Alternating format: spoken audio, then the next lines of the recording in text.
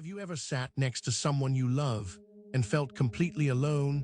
You are not fighting, you are not angry, but the silence between you feels heavier than anything you have said.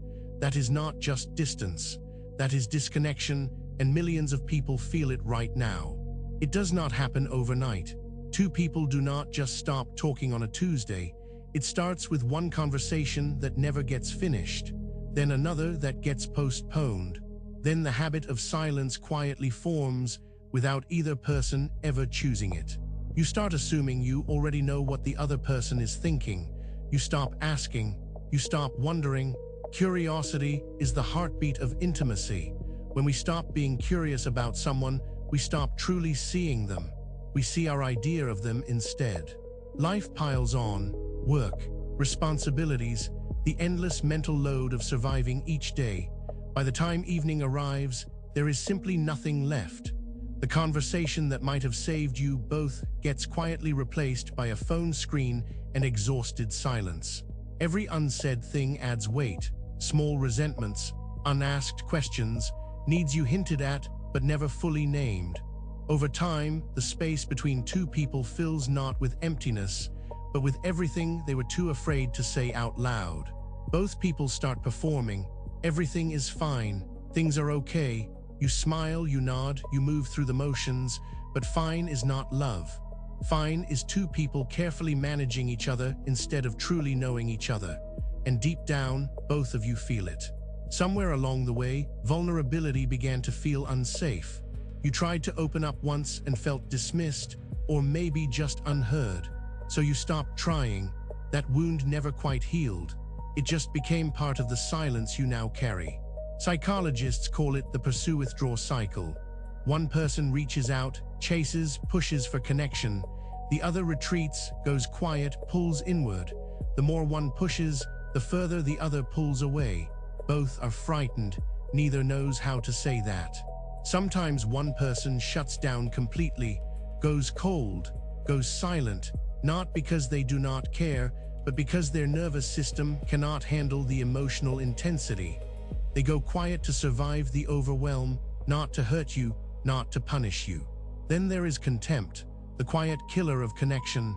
It sounds like a sigh, it looks like an eye roll, it feels like being dismissed before you have even finished speaking. Research shows contempt is the single strongest predictor of a relationship ending. Somewhere beneath the tension and the silence, there are two people who used to laugh until their stomachs hurt, who used to talk until 2 in the morning about nothing important. That friendship did not die, it just got buried underneath life. People change, you change, they change. Sometimes you look across the table and realize you are both slightly different people than the ones who first fell in love. The relationship never updated its map to reflect who you have each become. One of the most painful human experiences is feeling lonely inside a relationship. You are not alone in a room, you are alone next to someone. That specific kind of loneliness cuts deeper than any other, because you cannot even name it without guilt. Not all silence is empty. Some silence is armor, protecting old wounds that were never properly treated, protecting a self that has been hurt before and learned to brace for impact. The wall between you was not built out of hate, it was built out of pain. Researcher John Gottman discovered that couples constantly make tiny bids for connection. A glance, a question, a gentle touch. When those bids are consistently ignored or missed, the bidder slowly stops reaching out. The silence grows not from cruelty, but from giving up. There is always a moment, a quiet, private realization that this is not what you wanted, that you miss them even though they are sitting right there. That feeling is not the end of something, it is actually the beginning of something important. Reconnection does not begin with a grand gesture or a perfect speech. It starts with one real question, not how was your day, but what is actually on your mind lately, what have you been secretly carrying? That shift changes everything. Treat your partner like someone you are still trying to understand, because you are.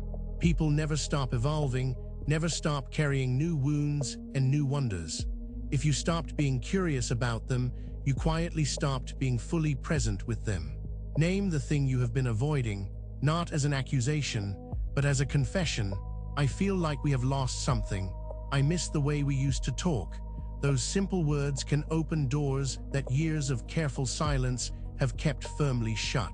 Repair is a learnable skill.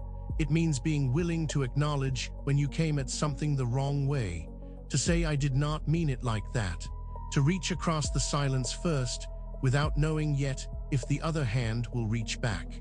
When your partner finally opens up, the hardest discipline is not defending yourself, just listening, not preparing your counter-response, not fixing or explaining, just sitting inside what they are saying and letting it land. That kind of listening is rarer than love itself. Small rituals protect love from erosion. 10 minutes of real conversation with no phones.